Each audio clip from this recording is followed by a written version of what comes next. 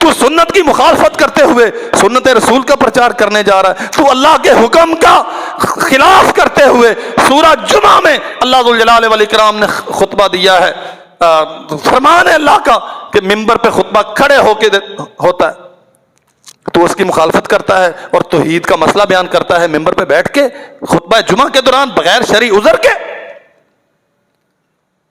کیا خیال ہے، خطبہ دینا بری بات ہے؟ بولو، وقت کا گورنر ہے، خطبہ دے رہا ہے، بھئی دے تو رہا ہے نا، بیٹھ کے دے رہا ہے، خطبہ دے رہا ہے، جمعہ پڑھا رہا ہے، خبیث۔ یہ اہل علم کے ہاں بہت بڑی گالی ہے۔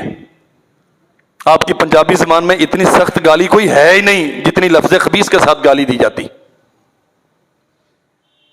یہ طیب کے مقابلے میں استعمال ہوتا ہے،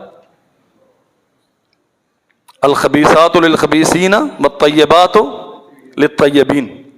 اللہ ذوالجلال والاکرام نے یہ لفظ پاکیزہ، جو باحیا ہے، جو عزت دار ہے، اسے طیب کہا، جو بے حیا ہے، جو زانی ہے، آوارہ ہے، اسے خبیث کہا۔ ایک رسول اللہ کی سنت کی مخالفت کی ہے، صحابی رسول کی غیرت پھڑکی، انظروا الی ھذا الخبیث، اس خبیث کو دیکھو کہ اللہ کے نبی کے ممبر پہ بیٹھ کے خطبہ دے۔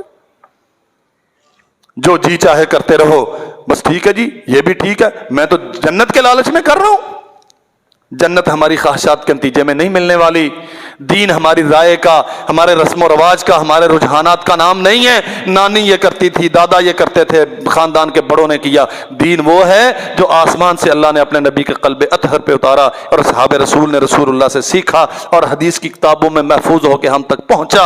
اگر اس کے مطابق ہے تو آپ کے شعبان، شوال، رمضان سارے بابرکت ہیں، اور اگر اس کے مطابق نہیں ہے تو یہ 1000 رکعتوں کی نمازیں آپ روزانہ پڑھتے رہیں، اس کی کوئی اوقات اور حیثیت نہیں۔ اللہ ہمیں سمجھنے کی توفیق عطا فرمائے۔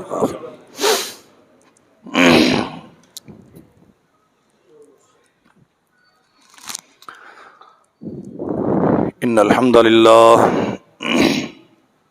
نحمده ونستعینه ونستغفره ونعوذ باللہ من شرور انفسنا وسیئات اعمالنا، من يهده اللہ فلا مضل له ومن يضلل فلا هادی له، اشہد ان لا الہ الا اللہ وحدہ لا شریک له وان محمدا عبدہ ورسولہ۔ اللہم صل علی محمد وعلی آل محمد کما صلیت علی ابراہیم وعلی آل ابراہیم انک حمید مجید۔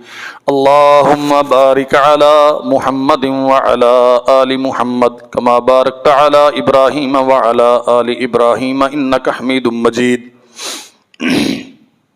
ایک سوال یہ ہے کہ ایسے کام دین کے نام پہ جو لوگ کرتے ہیں، ہم کرتے تو نہیں ہیں، لیکن کیا کریں؟ میرے بھائیوں، بات یاد رکھو، خطرہ ہوتا ہے ہمیں، ہم ان کی دکان پہ ملازم ہیں، ہمارے ان کے ساتھ لین دین ہے، ہماری رشتہ داری ہے، فلاں ہیں فلاں ہیں فلاں ہیں۔ ایک چیز کا اختیار بندے کے پاس ہمیشہ رہتا ہے جب تک اس کی زبان متحرک ہے۔ آپ اسے نصیحت کر سکتے ہیں کہ آپ جو کر رہے ہیں، اگر وہ آپ تک آ رہا ہے، آپ مجبور ہیں، اسے روک نہیں سکتے، آپ کے اندر یہ طاقت نہیں ہے کہ اسے روک سکیں۔ اگر وہ شر، بدعت آپ تک آ رہی ہے حلوے کی صورت میں یا کسی بھی اور صورت میں، ایک اختیار اللہ نے آپ کو ہمیشہ دیا ہے، اور یہ جب تک آپ کی زبان سلامت ہے، آپ کے پاس ہے، آپ اسے نصیحت کر سکتے ہیں۔ لڑائی کرنا ضروری نہیں ہوتا کہ بھائی یہ کام رسول اللہ کی سنت کے خلاف ہے، میں اپنے نبی کی سنت کی محبت میں آپ کے اس کام کو اپریشیٹ نہیں کر سکتا۔ فائدہ کیا ہوگا؟ سب سے بڑا اور ضروری فائدہ، آپ کا اپنا دین اور مسلک محفوظ رہے گا۔ اگر آج آپ اسے سمجھائیں گے نہیں، کل اس کے عمل کی کراہت ختم ہوگی اور نتیجہ یہ نکلے گا کہ 2 سال کے بعد آپ اس کے ساتھ بیٹھے ہوئے ہوں گے۔ اپنی اصل کو سنبھالنے کے لیے یہ جو نقلی اور کھوٹ مال ہے نا، اسے دور رکھیں کہ بھائی نہیں، ہمارے ہاں خالص سودا بکتا ہے، یہ میری دکان کے اندر نہیں آنا چاہیے۔ ٹھیک ہے، یہ تیرا مسئلہ ہے، ہم تجھے نصیحت کرتے ہیں کہ اس سے بچ، خام مال اچھا نہیں ہوتا۔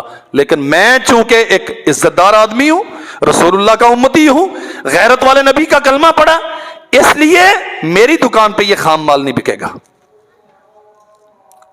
آپ کی ساکھ بچ جائے گی، آپ کا ایمان بچ جائے گا. اور کیا بعید ہے کہ آپ کے یہ بات کہنے کے نتیجے میں اللہ ذو الجلال والاکرام اس کی نیت تبدیل کر دے، اسے ہدایت دے دے. اگر اسے ہدایت مل گئی تو کیا ہی بات ہے، آپ کی کامیابی کی ضمانت مل گئی. اور اگر وہ سیدھے رستے پہ نہیں بھی آتا تو کم از کم آپ کی حمیت دینی تو برقرار رہے گی. جی کیا کریں جی پھر، کیا بھائی کچھ نہیں کرنا، یہ کرنا ہے جی. وہ زبردستی دے جاتے ہیں، ٹھیک ہے دے جائیں، لے لیں اور انہیں کہہ دیں کہ بھائی چونکہ یہ رسول اللہ کی سنت کے خلاف ہے اس لیے ہم نہیں لیتے، اس کے باوجود دیتے ہیں تو رکھ لو. اچھا وہ میں تو نہیں جی، میں تو نہیں دے کے جانا، بس ٹھیک ہے بھائی رکھ دیں، لیکن ہم کھاتے نہیں ہیں اس لیے کہ یہ رسول اللہ کی سنت کے خلاف ہے. امید ہے انشاءاللہ اگلے سال وہ دے گا نہیں، لیکن اگر پھر بھی دیتا ہے تو آپ نے یہی کام کرنا ہے. جب تک غلطی کرنے والا غلطی کرتا رہے گا، اصلاح کرنے والے کی ذمہ داری اصلاح کرتے رہنا ہے. اللهم اشفنا واشف مرضانا ومرضى المسلمين، اذهب الباس رب الناس واشف انت الشافي لا شفاء الا شفاؤك شفاء لا يغادر سقما. اللهم اشفنا بشفائك وداونا بدوائك. اللهم اشفنا شفاء كاملا عاجلا من كل داء. اللهم وفقنا لما تحب وترضى. سبحان ربك رب العزة عما يصفون وسلام على المرسلين والحمد لله رب العالمين.